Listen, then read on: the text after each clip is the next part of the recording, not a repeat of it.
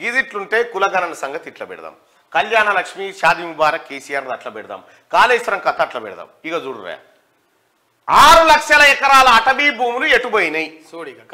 6 లక్షల ఎకరాల అటవీ భూములు ఎటుపోయినాయి. ధరణి పోర్టల్లో లెక్కాపత్రం లేదు గుర్తించిన ధరణి కమిటీ. ధరణి ఏమన్నాడు? ధరణి అద్భుతమైన ధరణి తీసుకొస్తే బంగాళాఖాతంలో ఎత్తారట. ఏందిరాని అద్భుతమైన కమ్మ మర్రేస్తే అటవీ భూములు అడవి ఎంతుండే మన తాన? అడవి దాదాపు 53 లక్షల ఎకరాల అడవి ఉండే మన తాన.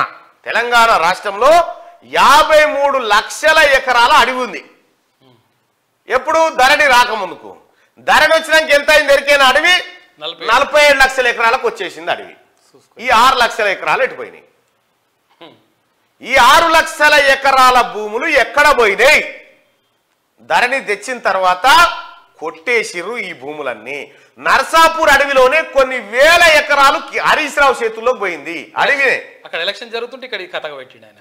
ఓవైపు కేసీఆర్ అడవులు పెంచాలి, కోతులు వాపసు, అడవులు పెంచలే, ఖతం చేసిరు అడవులను. అది ధరణి తీసుకొచ్చింది దేనికోసం అంటే కంప్లీట్ గా మీకు ఒక కబ్జా పెట్టి రిజిస్ట్రేషన్ చేసుకున్నారు. అవి దొంగ రిజిస్ట్రేషన్. ఈ ధరణి కథ ఏందో చెప్తా. ధరణి రాకముందుకు ధరణి అంటే ఏంటంటే భూమి అన్నట్టు. ధరణి అంతే. అవని అన్న ధరణి, ధరిత్రి, ధరిత్రి అని భూమి అన్నట్టు దాని పర్యాయ పదాలు. రైట్గా ఇక్కడ ధరణిని తీసుకొచ్చి ఏం చేసి, అంతకుముందుకు ఏం జరిగింది? కేసీఆర్ కంటే ముందు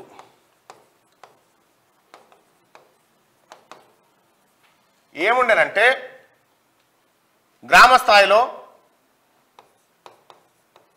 విఆర్ఏ, విఆర్ఓ, ఆ తర్వాత ఆర్ఐ, ఆ తర్వాత డిప్యూటీ తహసీల్దార్ ఉండే. డిప్యూటీ తహసీల్దార్ లేకపోతే తర్వాత తహసీల్దార్, ఆ తర్వాత ఆర్డీఓ, ఆ తర్వాత జేసీ, ఆ తర్వాత కలెక్టరేట్, ఆ తర్వాత సిసిఎల్ఏ.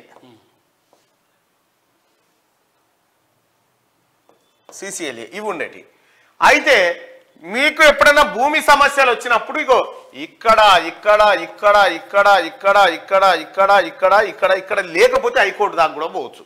ఈ వ్యవస్థ ఉండేది. ఇక్కడ ఎక్కడో చోట పరిష్కారం అయ్యేది మీ భూమి సమస్య. కానీ ఈ తెలంగాణ రాష్ట్రంలో ఉన్నటువంటి భూములు ఎక్కడ పోవాలి?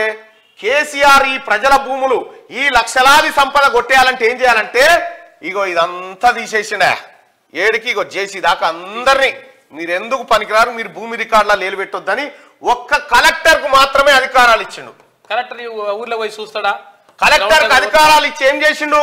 ఈ ధరణి తాళం చేయి కలెక్టర్ చేతికి ఇచ్చి ఏ భూమి ఎవరికి మార్చాలి, ఏ భూమి ఎక్కడ పెట్టాలి అని చెప్పడం కోసం ఈ కలెక్టర్ దగ్గర తాళం చేయిస్తే ఈ కలెక్టర్ కాడ ఎవరిని పెట్టిండు? మళ్ళా ఈ బిహారీ ముఠా ఏదైతే ఉందో ఈ ముఠా దాని కింద ఉన్నటువంటి కొంతమంది చెంచాగాళ్లతోటి ఈ కలెక్టర్ వ్యవస్థను ఏర్పాటు చేసి ఇక్కడ ఉన్నటువంటి అమయ్ కుమారు, నవీన్ మిట్టల్ ఇట్లా చాలా మంది ఏం చేసిరంటే ఈ కలెక్టర్లు అంతా కలిసి కేసీఆర్, కేటీఆర్ ఇవ్వని చెప్తే వారి తాళం తీయాలి, అందులో ఈని భూమి వానికి చేయాలి, వాని భూమి వీనికి చేయాలి. ఇగో ఇట్లా మొత్తం లక్షలాది ఎకరాల సంపద కొట్టేసిర్రు. ఇగో ఈ ధరణి చేయంగానే మొత్తం 54 లక్షల ఎకరాల అటవీ భూమి 47 లక్షల ఎకరాలకు వచ్చింది. 53 లక్షల ఎకరాల అటవీ భూమి 47 లక్షల ఎకరాలకు వచ్చింది. అంటే ఈ 6 లక్షల ఎకరాల భూమి ఎటుపోయింది? 6 లక్షల ఎకరాల భూమి ఎటుపోయింది చెప్పురు ప్రజలారా, కామెంట్లలో చెప్పండి. ఓన్లీ అటవీ భూమి, మళ్ళీ ఇది మామూలు కాదు, ఓన్లీ అటవీ. హైదరాబాద్ భూములు వేరు, మళ్ళీ ఇంకా అటవీ భూమి.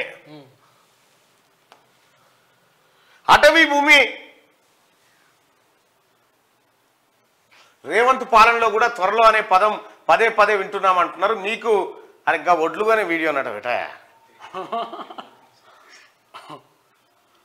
పెడుతురు శ్రీకాంత్ పెడుతురు. కానీ 6 లక్షల ఎకరాల అటవీ భూమి కేసీఆర్ అండ్ దొంగల ముఠా పాలైంది ఓన్లీ అటవీ భూమే.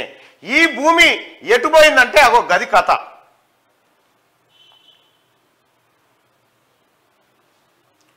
పెండలపూర్ గట కేసీఆర్ ఆయన అంటున్నారు ఈ 6 లక్షల ఎకరాల అటవీ భూమిని కేసీఆర్ కుటుంబం ఈ దొంగల ముఠ అప్పనంగా కొట్టేసింది. రాష్ట్రంలో దాదాపు 6 లక్షల ఎకరాల ఫారెస్ట్ ల్యాండ్ ధరణి పోర్టల్లో కనిపించడం లేదని ధరణి కమిటీ గుర్తించింది. ఈ భూములన్నీ ఎటు మారాయో ఎవరి పేర్ల మీద ఉన్నాయో తేల్చేందుకు సిద్ధమైంది. దీనిపై రాష్ట్ర ప్రభుత్వానికి త్వరలోనే సిఫార్సులు చేయనుంది. ధరణి పోర్టల్లోని సమస్యలు పోర్టల్ రీకన్స్ట్రక్షన్ పై సిసిఎల్ఏ కన్వీనర్ నవీన్ మిట్టల్ ఆధ్వర్యంలో ఏర్పాటైన ధరణి కమిటీ శనివారం సెక్రటేరియట్ లో ఫారెస్ట్ అగ్రికల్చర్ అధికారులతో సమావేశమైంది. ఈ సందర్భంగా ఫారెస్ట్ ల్యాండ్స్ పై విస్తృతంగా చర్చించింది. ఫారెస్ట్ యాక్ట్ లో సెక్షన్ 15 ప్రకారం రాష్ట్రంలో అటవీ భూములు 53 లక్షల ఎకరాలుగా ఉన్నది. కేసీఆర్ కు తెలంగాణ రాష్ట్రాన్ని అప్పచెప్పేటప్పుడు 53 లక్షల ఎకరాల అడవి ఉండే. కేసీఆర్ రాష్ట్రాన్ని ఇచ్చిపెట్టేటప్పటికి రాష్ట్రంలో ఉన్న అడవులు 47 లక్షల ఎకరాలకు పడిపోయినాయి. అంటే 6 లక్షల ఎకరాల భూమి మాయం. కొట్టేసిరు 100% కొట్టేసిరు, ఎత్తుకొని పోయిండు అంతే. ఇగో ఇవి బయటికి వస్తాయని, ఈ లెక్కలు బయటికి వస్తాయని ఇప్పుడు వాళ్ళు గిలగిల కొట్టుకుంటారు. అయ్యో ఎన్నడు ఆటో వాళ్ళకు కనీసం షేకాండి అనోడు. ఆటో డ్రైవర్ అన్న హలో ఇస్తేనే కడ్షిప్ తోని చేయి దూడ్చుకునే కేటీ రామారావు నిన్న ఆటో ఎక్కి ఇక నన్ను చూడు నా అందం చూడు అన్నట్టుగా ఆటో వాళ్ళ జీవితాలను నాశనం చేసిందే కేటీ రామారావు. మొత్తం వాళ్ళ జీవితాలతో ఆడుకున్నావు. వాళ్లకు ఈడంగిచ్చి ఆడంగా గుంజుకొని పోయిండు.